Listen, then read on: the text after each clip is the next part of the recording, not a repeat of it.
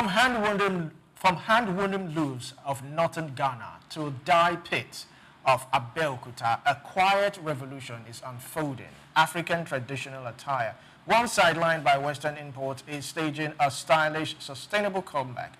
Welcome to the world where fashion meets heritage and eco-consciousness walks hand in hand with cultural pride. Welcome to Just Africa, where we deep dive into trends shaping our world. I am Olumide Shokoya. I also have the ever-looking perfect gentleman, I'd like to call him today.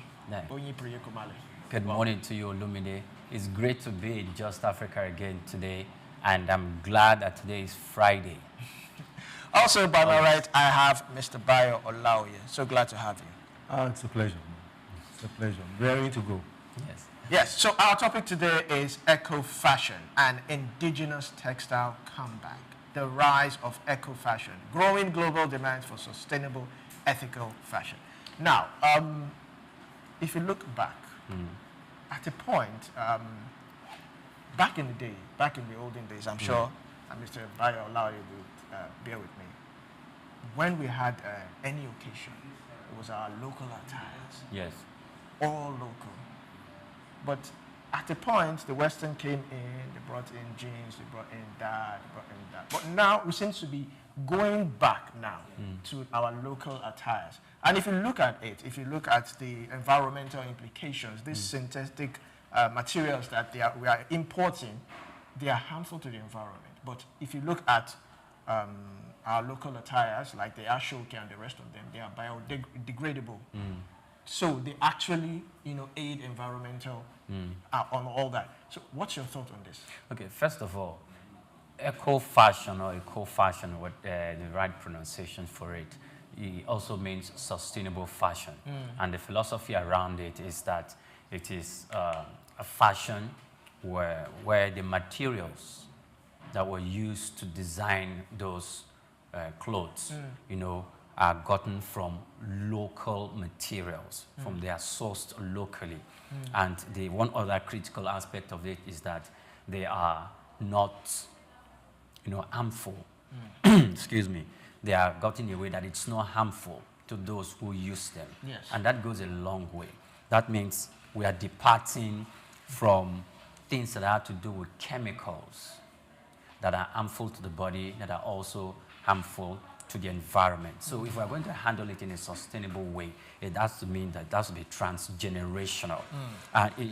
It emphasizes using environmentally friendly materials, ethically manufacturing practices, and minimizing waste throughout the product life cycle.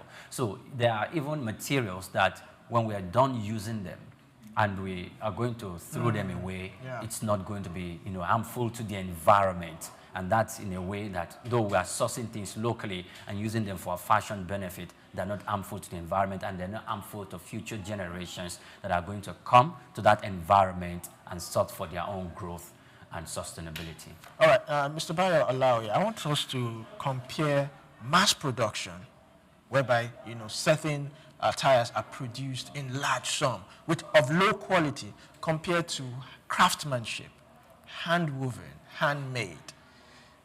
What do you think about this? Thank God to let's give kudos to our fashion designers. Let's give kudos to our musicians, because this wave of awareness of our traditional values, our traditional culture, our fashion, started from them. Our music, Afrobeat itself, Afrobeat particularly, has been accepted globally, and that is impacting on the young ones. There's this sudden awareness that, after all, we have traditional attires that we can wear, because these have been promoted by our artists all over the world. It's enormous, the impact and the profound popularity of our artists worldwide. And they are promoting our fashion, they are promoting our... another thing is that government has suddenly gotten to the reality that they have to promote our local artists. I was talking about Isain the other day, that a tradition, a culture that has been on for over 400, 500 years is dying.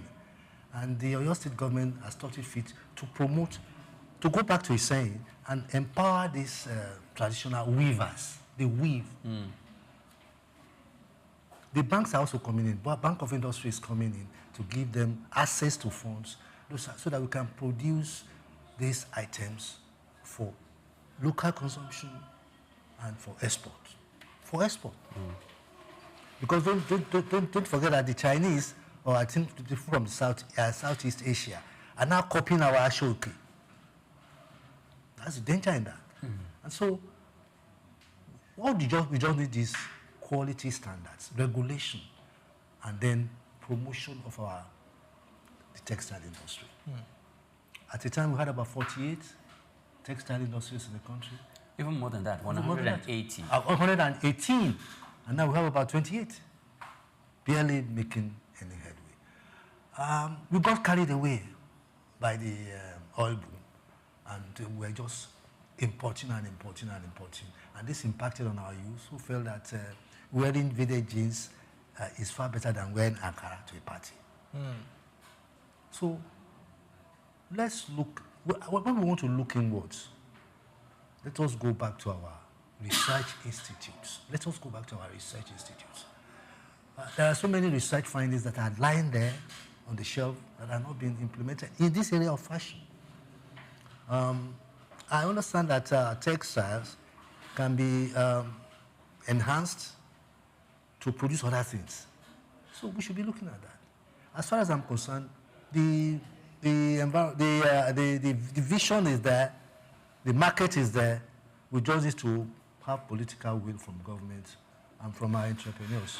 Okay. So I think he stated rightly when he said the mills. We had about 180 textile mills in Nigeria until production started declining. And like he said, we got carried away probably by the new innovation at that point in time, which had to do with the oil boom. So production and increased textile imports, started becoming the order of the day. We were short in production. We left that part. Now, if you look at China, over 1 billion people, that means China was supposed to be a market for other countries to be exporting textile and clothes and production into that country. But the reverse is the case. Why? Because what did they do? They felt, okay, we should make what we wear and wear what we make. And since they started that policy, or maybe there was a policy, trying to, address that trajectory of their population, when they started doing that, it got to the point where they had textile mills scattered all over the country and production skyrocketed. So they felt, okay, we have enough. What are we going to do? We start exporting. And their attention turned to Nigeria and other African countries. Even now as we speak, even though currently the Nigerian textile industry, is beginning to have a resurgence. And like you said, our musicians, our athletes, our, prominent people, they are beginning to, to showcase this thing. And the designs are beginning to move from the traditional way we used to have this design using our textiles or our Ankara or the Kente or the Attire as it's seen. We have transformed into the contemporary design. And because we have moved to the contemporary design, even those who could travel to America, who adorn the jean and the trouser, the shirt, they can now mix both the traditional and the contemporary wears. And it's a new face of fashion that even those who are not Nigerians want to adorn. The Ghanaian traditional wear also, we can see that always in our face outside. And if you go to the global arena, you can almost see them side by side with the Nigerian Attire and Ankara. And that is a new face that we should be going to. Our population currently, as we speak, is more than 200 million people. Now imagine if we have the capacity to revive and resuscitate all the textile mills that we have in Nigeria, and we are able to, supply 60-75% of the production, I tell you, that 70% of the local production that we will be able to muster will not only be consumed by Nigerians, because other African countries that are contiguous to Nigeria, we are going to ship it down there. To do. So it's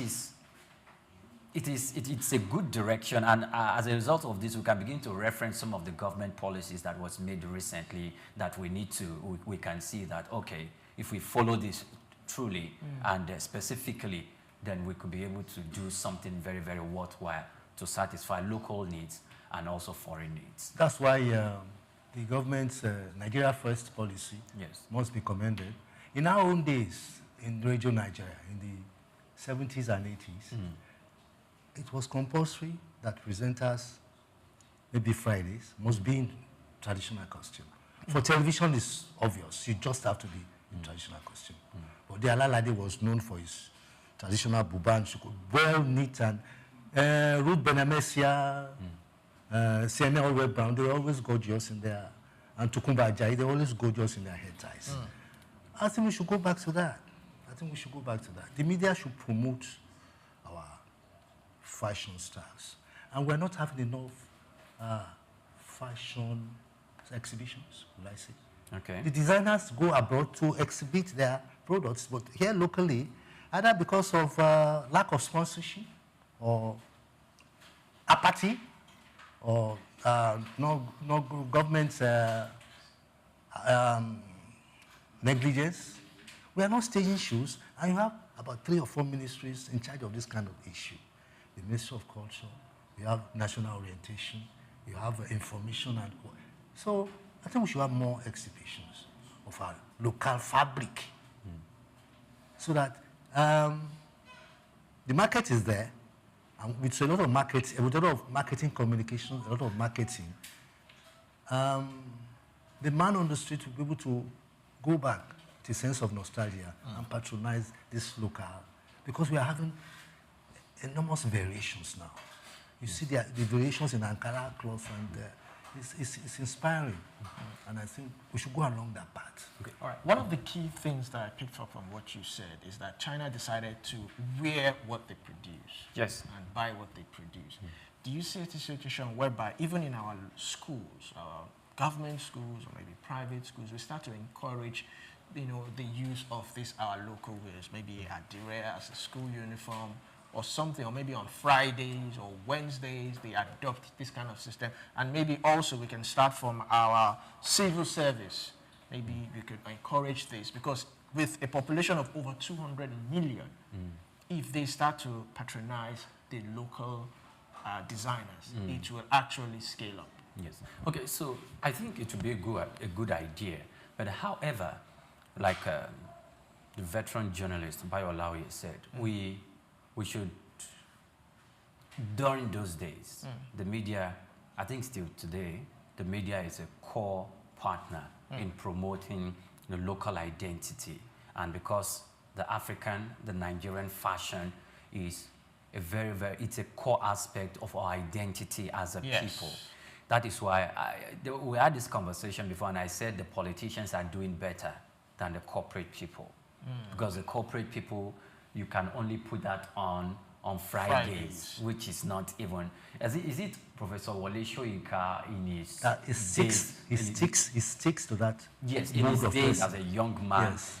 If it's not Professor Wole Soyinka, it's one of those Nigerian foremost activists. He refused to wear the tie and the suit to Parliament. In fact, I think he was one of those who pioneered. His name has escaped my mind. Who pioneered the adornment of the traditional wear. When Wole Soyinka was being installed, when he was being given his something, you saw what he wore. He was dressed in typical Nigerian traditional attire, just like this. And yes. He had an Ankara or something, a woven kind of a coat, short coat on it, and that was it.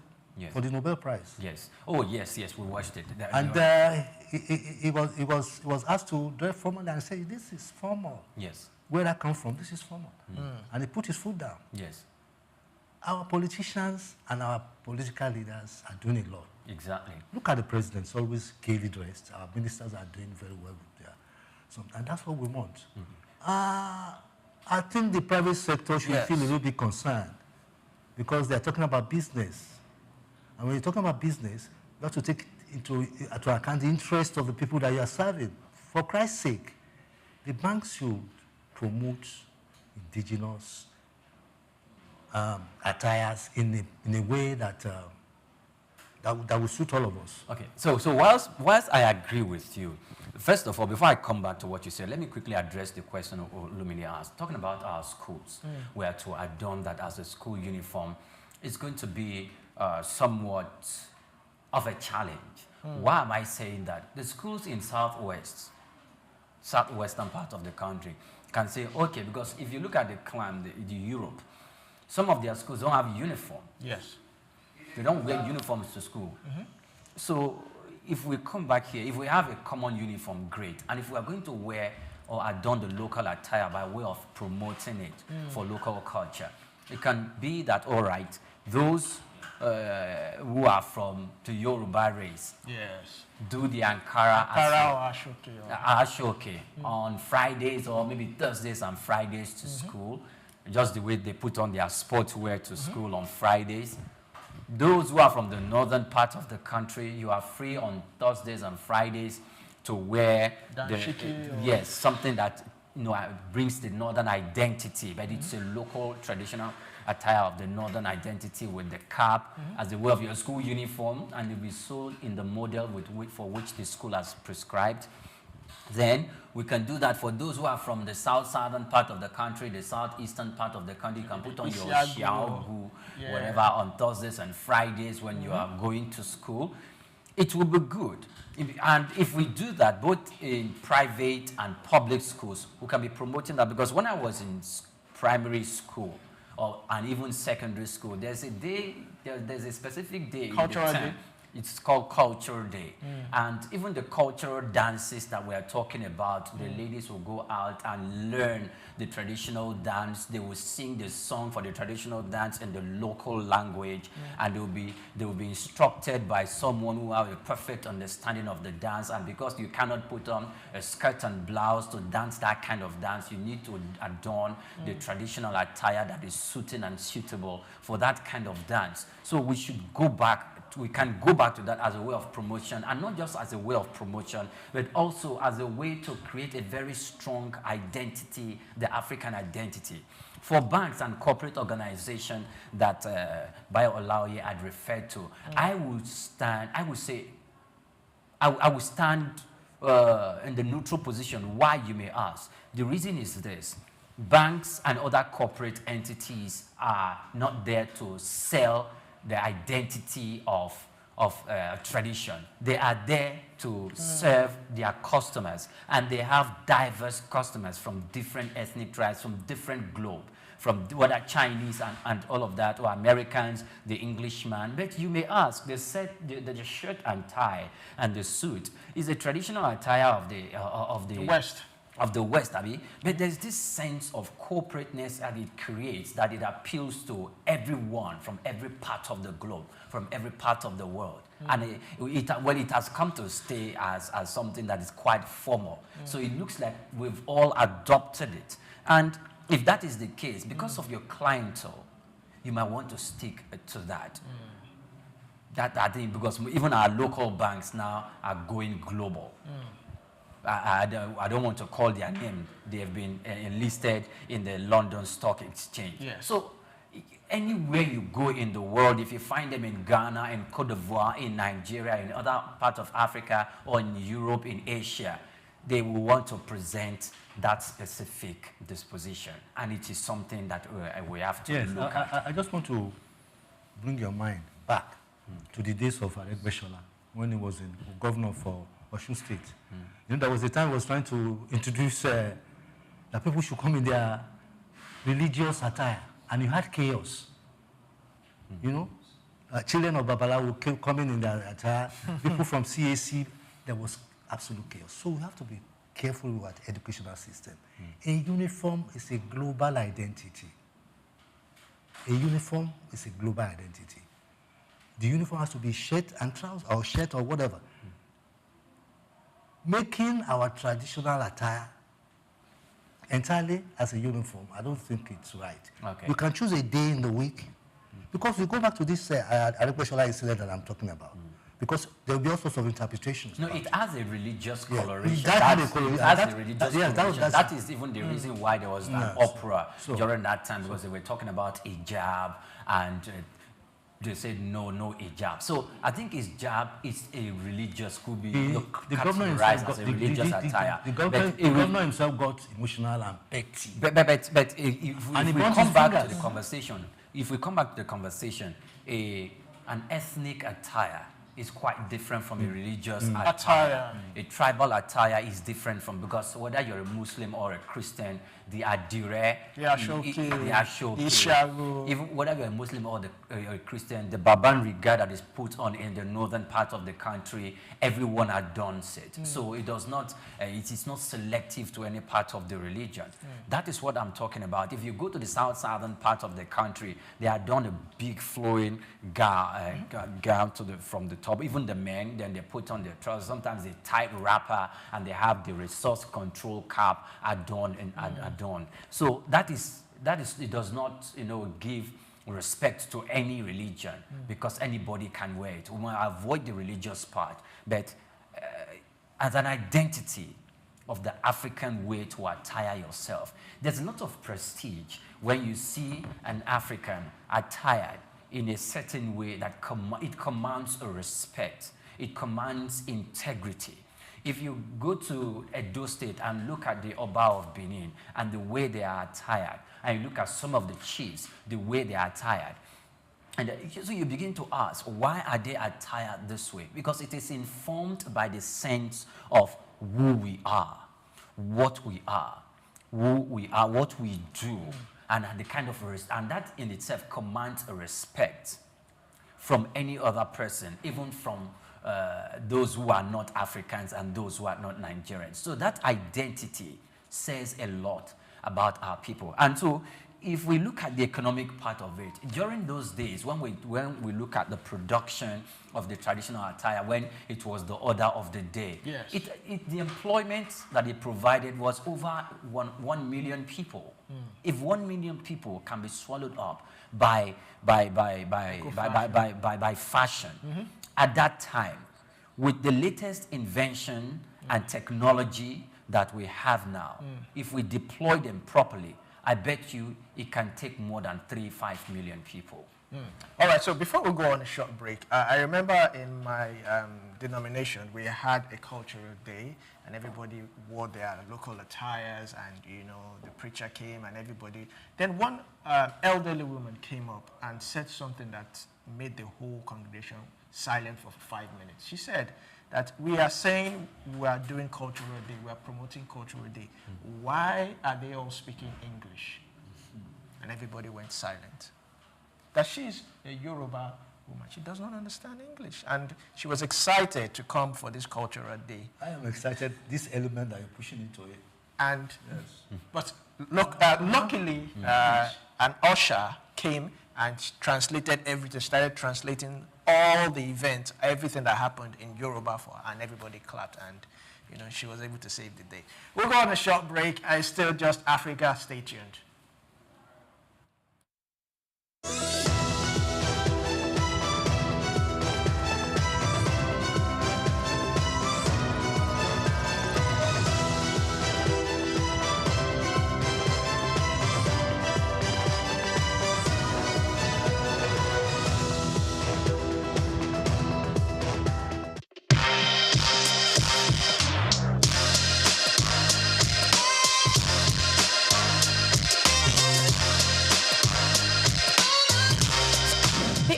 The rise of Ankara fabric in West Africa has transformed it from merely an industry into a vital part of culture, identity, and art woven into everyday life. This evolution has encouraged many to enter into the business side of Ankara. Today, the fabric is not only worn, but also used in interior decorations and artworks, making it a significant item in our changing world. Despite this, the industry stands at a crossroad, balancing tradition, modern challenges, and global market demands. My name is Grace Komolafe, and I invite you to join me on this second episode of Ankara as we explore the current state of production, the hurdles it faces, particularly in Nigeria, and the abundant opportunities that exist within this vibrant sector. Ankara's journey from West African markets to the global stage highlights its enduring appeal and the resilience of its producers. However, to fully harness its export potential, addressing quality, policy, and logistical challenges is essential. Ankara has become a global fashion statement with its bold patterns and rich colors now staples on international runways, reflecting a growing appreciation for African aesthetics. Nigeria and Ghana have long anchored Ankara production, keeping alive an industry with deep cultural significance. In Nigeria, there is a specialized market where you can find all kinds of Ankara fabric to suit your needs, whether for business parties or home use. Are you aware that Oshodi Market in Lagos is the major Ankara market in the country? People travel from every part of Nigeria to this market to make purchases for different reasons, either for ashwebi, different occasions, or for business. In this market, you would find importers, you would find wholesalers, and again you would find retailers. Are you thinking of going into Ankara business? In this report, we have more information to share with you. No, this one is a different company.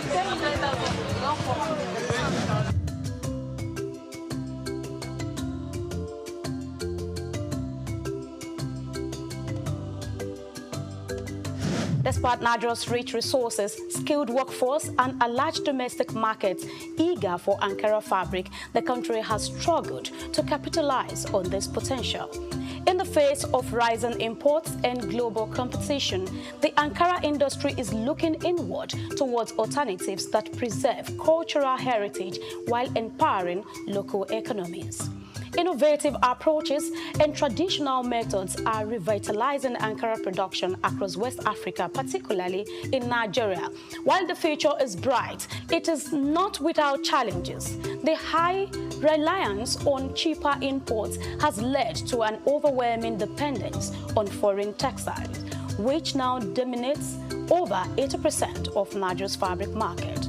How have Ankara sellers and business owners been able to sustain growth in the industry?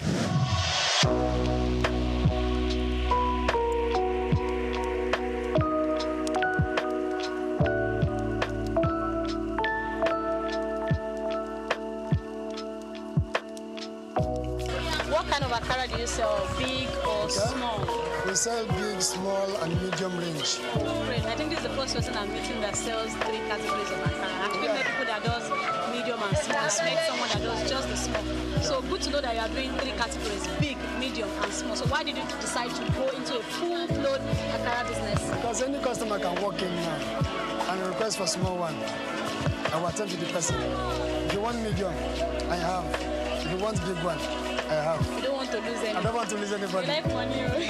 I'm people man now. I suppose like money very well. When someone is alive, where is going to be saying? So for now, things are so high. When I'm still in this business.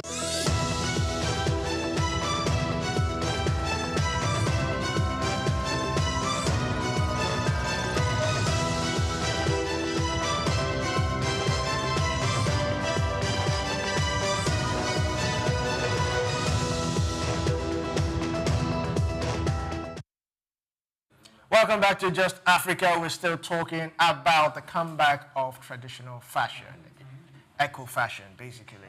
And before we went on a break, I was talking about what happened in my church. And I don't want to use China as a case study, but if you look at China, they speak their language. Yes, English is our official language. And before we can get to that level whereby we would start to speak our local language, maybe officially or something, it might take a whole while. But do you think that, coming to fashion now, do you think we need some sort of awareness or a legislation? The legislation might seem a bit harsh, to encourage especially the private sector? I know the public sector, they have no problem. If you tell civil servants to wear local attires Monday to Friday, they will be very glad. But the private sector, and you made mention about banks, they are not selling, well, they are selling tradition, it's part of it, but they are not focused on that because they have an heterogeneous customers that they are serving and all that. So what do you think? How can we get to this? Do you think the National Orientation Agency should come in? Do you think, should we start from our schools, start educating the children about the local attires and, you know, the benefits? Okay. So it has to be something that we need to deploy in a very, very subtle manner, because the way people are attired or the way people dress, it's voluntary, and it is something that people feel it's one of the best ways they can express themselves. So by the time you start introducing policies and laws, you might want to, you know, drive them to the place where they have to start being cocky. Now, for organizations, we know that if you work in an organization, there are policies and there are rules and regulations that drive the operations of that organization. So you are bound to walk by those rules. So if you're going to do that, to an extent, and though it depends on the kind of organization, though. So if you say, okay, you're going to go with suit and tie for this number of days in the week, and you go to, then you can do dress down on Friday or on Thursday, then you go with that. But if we're getting to the place where we need to put laws, we don't make laws. Fashion comes with the era. Fashion comes with the dispensation. Okay, what actually led to the boom of fashion or the different phase of fashion in Nigeria where people feel they can wear or adorn the Ankara or the Attire in a way that we're using it? I am putting on a jacket and I'm putting on a turtleneck. People use cotton. People use the local materials to sew things like this. And they wear them. They do. So it is the best way for them to express themselves. And moving away from that, you saw the clip we were watching where Grace Komolafe went out and she was meeting even those who deal in the material, and they showed some of those who had done the fashion.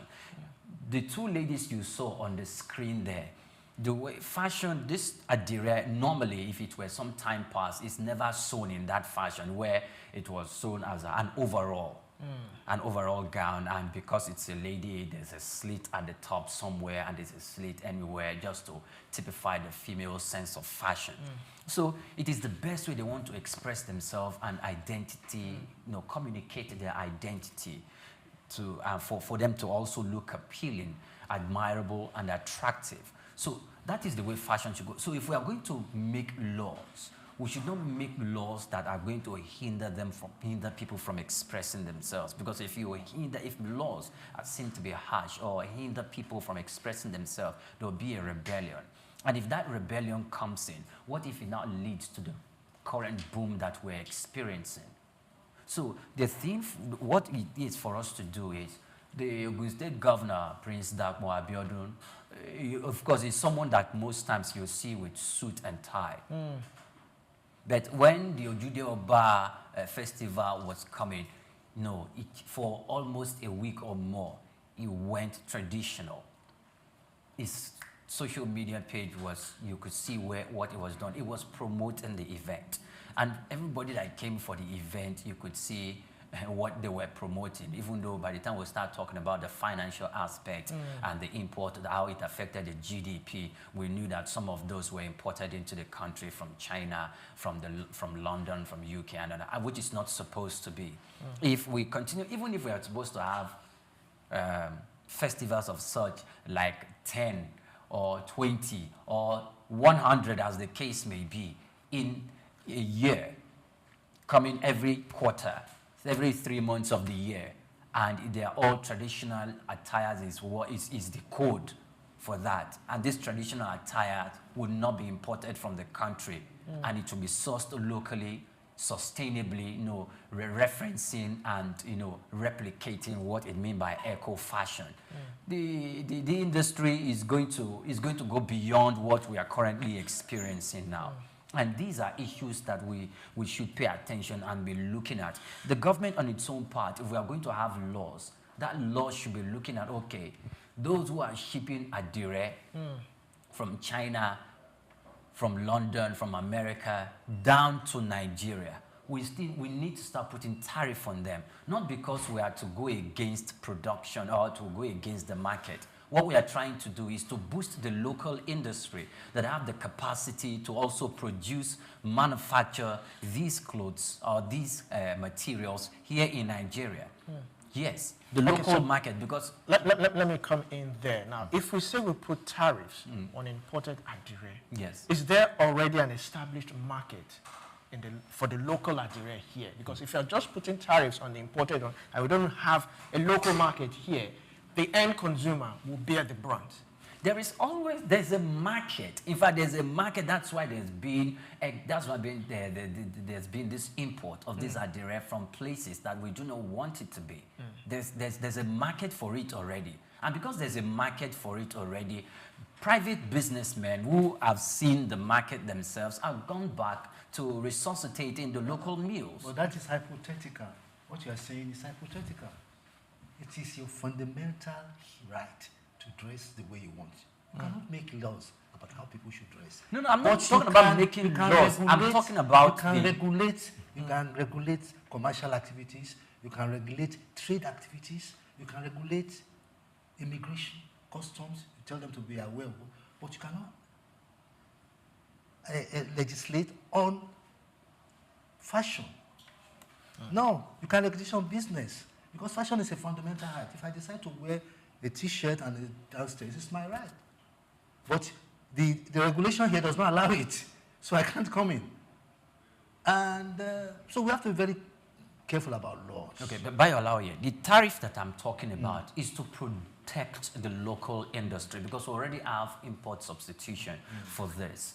Because in the sense that we have local... What about our porous borders? No, just a moment. If we used to have 180 of the local textile mills in Nigeria during the 1970s and the 1980s, which was actually responsible for the booming industry and also responsible for employing 1 million workforce into the textile industry, and all of a sudden we now experienced a decline, which now brought us to the place where the sense of local identity and promoting local identity has now taken us back to what it used to be. So now, because of that, people now started thinking, oh, those 180 textile mills went down the drain. And now we are beginning to come back again. And we've had a few who have come up. Why did they come up? Because they have seen the market. And if they've seen the market, they are beginning to come up. There's a resuscitation.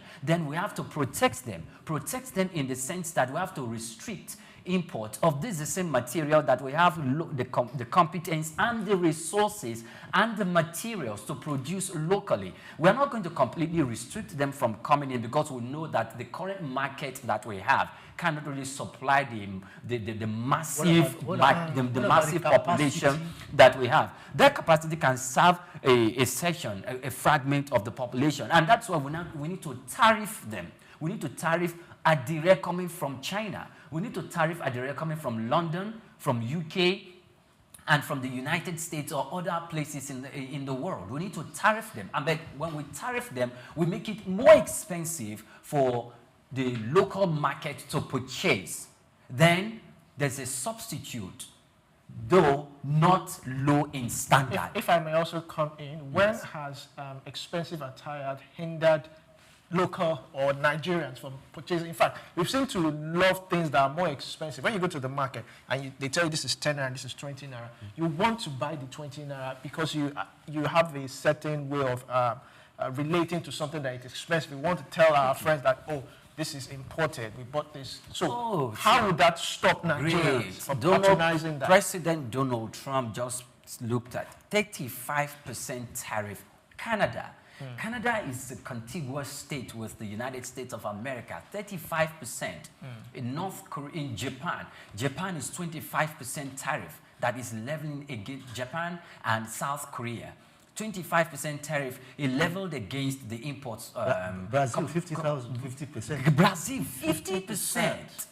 50% for Brazil. So why are we going to... These are some of the things that we need to be learning and taking cue from the United States of America. What is Donald Trump doing? American first. Tinubu has said Nigerian first. And he's protecting the local industry. So if we also need to do that.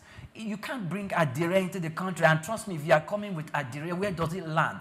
It lands first in Lagos. Lagos, straight to Ogun State. From Ogun State, it enters Oyo State, Ondo State, Ekiti State, and there it goes. And we have some little local manufacturing textile mills in the interior, in these places. They are dying.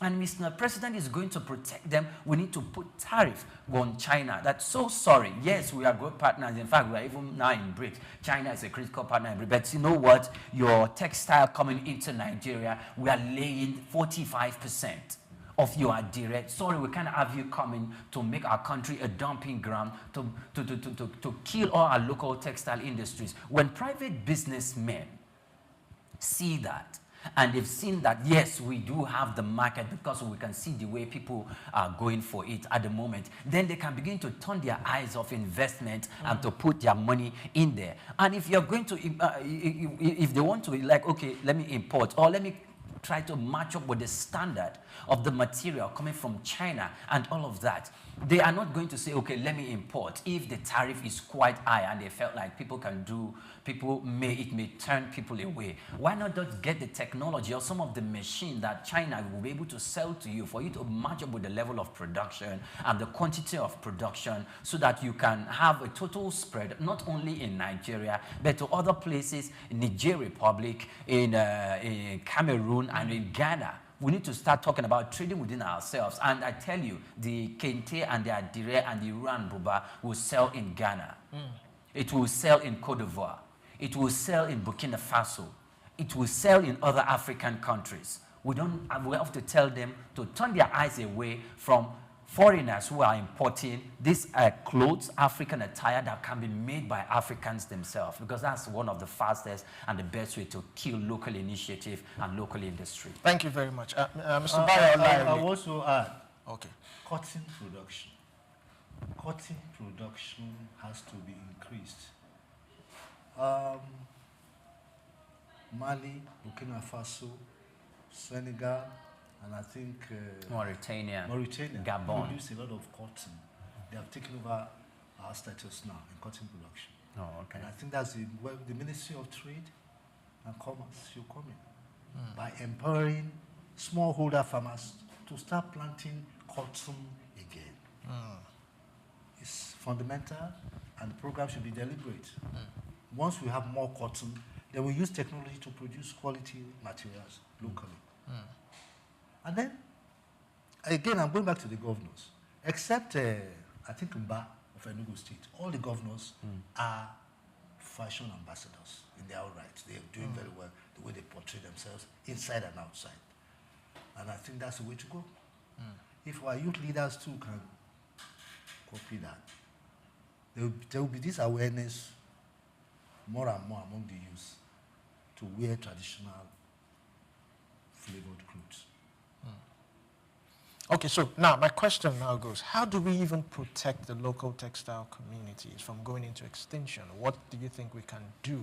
Yes, we have Buy Nigeria First. Even for exporting, we have 30% production. The recent policy. So do you think that would, go a long way? Access to funds. Access to funds. Where do they acquire land? Technology. Then the market. Then there has to be communication.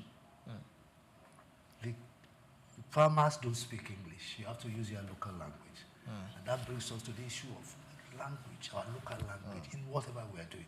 Technology, education, religion is... But in all our aspects, we must begin to think about using our local language. It's been bandied all over the place that state assemblies should start using the local diet. in their proceedings. And I buy into that because I see that the common man will be able to listen to proceedings and decipher who's telling the truth and who is not. Just with language. With language. We need our local languages to pursue programs and to explain to the people. And that's why you have the town halls. You see the town hall meetings, they don't use English. They don't.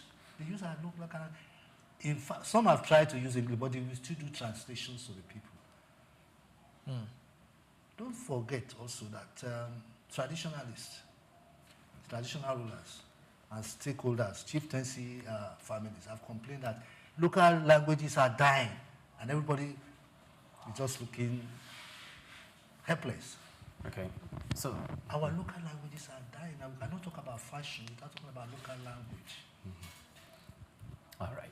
So I feel when it comes to the issue about local language, we still need to be careful. Nigeria has more than 250 ethnic tribes. If you go to Delta State, from where I come from, and you want to use local language to transact legislative business in parliament, you are going to experience some form of bottlenecks, because in Delta State you have Ijaw, you have Urobo, you have a Shekiri, you have Delta Igbo, you have the Abo people. And you use Pidgin. You have Equale. You use Pidgin English. Or Wafi. Wafi, yes. No, we cannot use you're talking about language. Yes, we cannot use Pidgin English. I'm sorry.